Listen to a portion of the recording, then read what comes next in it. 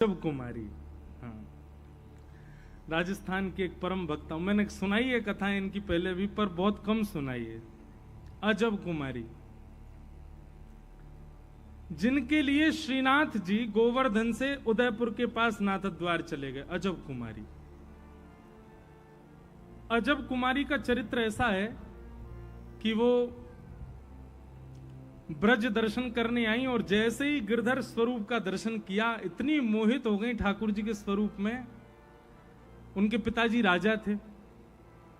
वापस लेकर के जब गए तो अजब कुमारी को ज्वर चढ़ने लगा, बुखार आता था रोज। बड़े बड़े वैद्य आकर के उनको औषधि देते, लेकिन उनका ज्वर नहीं टूटता। तो एक दिन उन्होंने अपने पिताजी से कहा, पिताजी मेरा ज्वर औषधियों से नहीं जाएगा। क्यों? बोले, मुझे कृष्ण प्रेम रोग लगा है और इसकी औषधि केवल कृष्ण दर्शन ही है। दो औषधि हैं कृष्ण प्रेम रोग की, या तो कृष्ण दर्शन या ब्रजवास। इन दो से ही कृष्ण प्रेम का जो रोग है वो दूर हो सकता है। कैचम कैच चल रही भैया कथा में, शांति से कथा सुन ले। हमारा गलो सूख रो बिना पानी के, हम भी तो कथा कर रहे हैं। और लोग यूं सोचते हैं ये दो एसी में बैठे हैं इसलिए इनको बढ़िया आनंद होगा। आके देखो इनमें से भी गर्म हवा निकल रही है।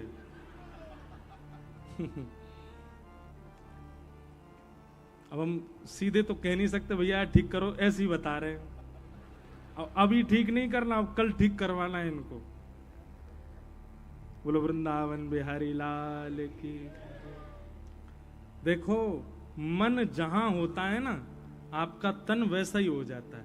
मन आपका कथा में होगा तो ना आपको भूख लगेगी, ना प्यास लगेगी, ना पाम में दर्द होगा, ना पसीना की पता होगी। मन को लगा लो ठाकुर जी, बड़े भाव से सुनो। अजब कुमारी, रोज ज्वर चढ़ता था उनका, ज्वर उतरे नहीं किसी औषधि से।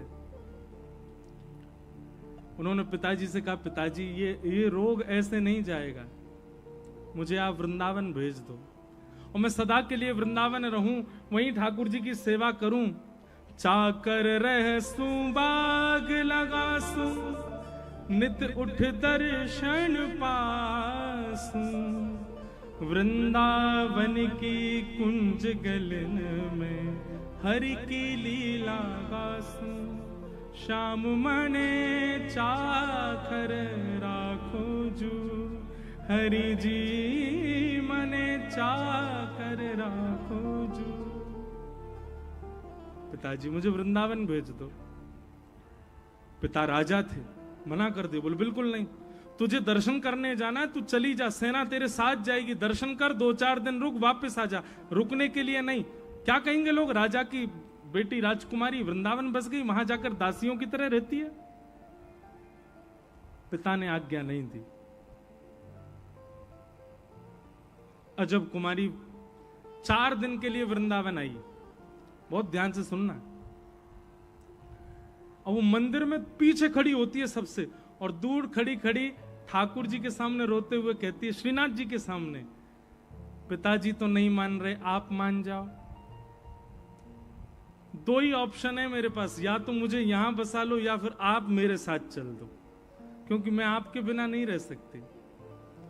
पर ठाकुर जी तो बड़े ऐंठीले हैं ना, यूं ही खड़े रहे, कुछ करते थोड़ी है। चाहे कितना रो, कितना फिपियाओ इनके आगे, यूं ही खड़े रहेंगे। कोई इन पे दया तो आती नहीं इनको बिल्कुल भी।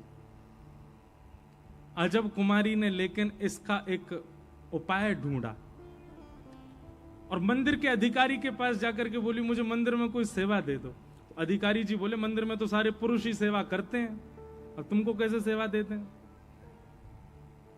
बहुत प्यार प्रार्थना की तो अधिकारी जी बोले, अच्छा तुमको कुछ कला आती है, नाचना आता है, गाना आता है, कुछ आता है तुम पे? बोले, मैं राजकन्या हूं, राजकुमारी हूं। राजकुमारियों को ज्यादा ऐसे नाचना गाना वो नहीं है। हमारे पिताजी को पता चल गया तो बहुत नाराज होंगे। तो बोले, फिर क्या क्या करोगी ठाकुर जी? क्या कुछ तो करो सेवा। तो उसने कहा, मुझे चौसर खेलना बहुत बढ़िया आता है, मैं ठाकुर जी के संग चौसर खेलूं? तो बोले, हाँ तुम यही किया करो, तुम ठाकुर जी के साथ चौसर खेला करो। तो अजब कुमारी क्या करती थी, राजभोग के बाद दर्शनार्थी पीछे से दर्शन करते, वो सन्मुख बैठ के श्रीनाथ जी के और चौसर खोल करके और पासा एक बार अपनी तरफ से चलती और दूसरी बार ठाकुर जी की तरफ घुमा के ठाकुर जी की तरफ से चलती, ठाकुर जी की तरफ से खेलती ठाकुर जी के साथ। अजब कुमारी चौसर खेलने में इतनी इतनी निपुण थी कि उससे कोई जीत ही नहीं सकता। महाराज जब वो चौसर खेलती थी ना, तो जब अपनी चाल चलती और जब ठाकुर जी की चाल की बारी आती तो सामने श्रीनाथ जी को पसीना आ जाते, बोल अब मैं हारूंगा, जो मुझे हरा देगी। और जब उनके प्रश्वेत के बिंदु आते तो अजब कुमारी उस प्रश्वेत को बिंदु को देख लेती और बिंदु को देखते देखते ऐसी चाल चलती कि ठाकुर जी जीत जाते, वो हार जाती। सोई ठाकुर जी की दो दतुइयां दिख जाती, हंस जाते ठाकुर जी खड़े खड़े। इस छवि का अवलोकन अजब कुमारी करती। 3 दिन तक तो ठाकुर जी जिताए वाने। अब आया चौथा दिन, जिस दिन उसको वापस जाना था। आज सुबह से ही आंखें लाल पड़ी हैं, मन घबरा रहा है, हाथ पैर कांप रहे हैं कि अब वापस जाना है। और ठाकुर जी यहां मंद मुस्काए, बिल्कुल सज धज के खड़े हैं, आ जाऊं मैं जीतूंगा। अजब कुमारी ने सामने चौसर बिछाया और ठाकुर जी को देख रही है, अश्रु भरे हैं नेत्रों में, क्रोध में देख रही है। बोले आज नहीं जीत पाओगे आप, हर बार आप जीतोगे ऐसा थोड़ी होगा, आज तो मैं हरा के जाऊंगी आपको।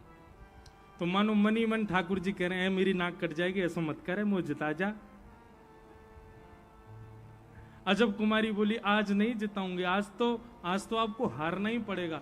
और अजब कुमारी ने ऐसी ऐसी चाल खेली, ऐसी ऐसी चाल खेली, और दिना तो प्रश्वेत आते ठाकुर जी को, आज तो पूरे वस्त्र ही गीले है पसीना थे। ठाकुर जी घबरा रहे हैं, बोले आज हरा देगी जी, आज नहीं मानेगी। बस अंतिम चाल चलनी थी और ठाकुर जी पूर्ण रूपेण हार ही चुके हैं, अब जीतने की कोई गुंजाइश नहीं है। गुसाई लोग सब खड़े होकर के देख रहे हैं, बोले भैया आज तो हमारो लाला हार गए हो। अजब कुमारी की एक चाल और उस एक चाल में जीत हार का निर्णय हो जाना था। जैसे ही अजब कुमारी पासा घिसने लगी, सामने खड़े ठाकुर जी मानो मंद मंद कह रहे हो कछु मांग ले, जो मांगेगी सो दूंगा, लेकिन मुझे जिता दे। अजब कुमारी बोली मांग लूं? बोले हाँ मांग लो। वचन दो जो मांगूंगी सो दोगे। बोले दूंगो, लेकिन पहले मुझको जिता। बोले देख लेना, पीछे मत हटना, फिर मैं कुछ भी मांग सकती हूँ। बोले तू जो मांगेगी सो देंगे, लेकिन आज मुझको जिता दे। और ऐसा पासा परोसा कि अंतिम बाजी में ठाकुर जी जीत गए और अजब कुमारी हार गए। और जैसे ही अजब कुमारी हारी, श्रीनाथ जी उसकी गोद में प्रकट हो गए, प्रकट होकर उसका आलिंगन कर लिया और आलिंगन करके बोले मांग तो को क्या चाहिए, जो मांगेगी सो देंगे। अजब कुमारी बोली चलो मेरे साथ राजस्थान, वहीं बस जाओ मेरे यहां, आपको नित देखूं, नित आपका दर्शन करूं, आपको देखे बगैर अब मैं एक क्षण नहीं रह सकती, आप चलो मेरे साथ। ठाकुर जी तो घबरा गए। ठाकुर जी बोले मैं ब्रज तज कैसे जाऊं, मैं ब्रज छोड़ के कैसे जाऊं। अजब कुमारी बोली अब बात से पीछे मत हटना, आपने वचन दिया था जो मांगूंगी सो दोगे, अब मैंने मांगा है तो दीजिए।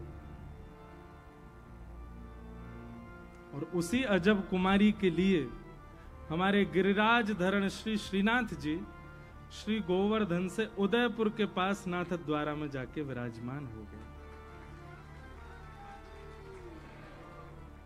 पूछ री के लौथा की प्यारे, ऐसे हमारे श्रीनाथ जी जिस ब्रज का कभी त्याग नहीं करते ठाकुर जी, उस ब्रज का त्याग भी एक भक्त वैष्णव की प्रेम भाव से कर लिया। अब बताओ अजब कुमारी ने क्या प्रस्तुत किया ठाकुर जी, क्या खेल खेलती थी।